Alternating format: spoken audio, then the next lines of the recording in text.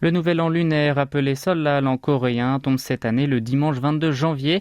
De la veille jusqu'à mardi prochain, les habitants du pays du matin clair ont droit à 4 jours de congé et beaucoup parmi eux profiteront de la levée de la distanciation sociale due au Covid-19 afin de partir dans leur village natal. Nombreux se demandent alors quand prendre le volant afin de voyager sans bouchon et arriver à l'heure afin de célébrer le Tchalié ou le culte traditionnel. D'après le ministère du Territoire et des Transports, au total 26,5 millions d'individus vont faire le déplacement durant les festivités. Le trafic pourrait ainsi augmenter de plus de 20% comparé il y a un an. Et plus la période des fêtes est courte, plus il y a des embouteillages, c'est évident. Toujours selon les estimations du ministère, c'est le samedi matin que les automobilistes vont le plus partir. À ce moment-là, si on part alors par exemple de Séoul, il faudra au maximum 8h40 pour arriver à Busan dans le sud-est et 7h40 pour Gwangju dans le sud-ouest.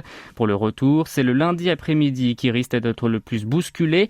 En partant de Busan, il faudra au maximum 8h15 pour entrer dans la capitale et de Gwangju 6h35.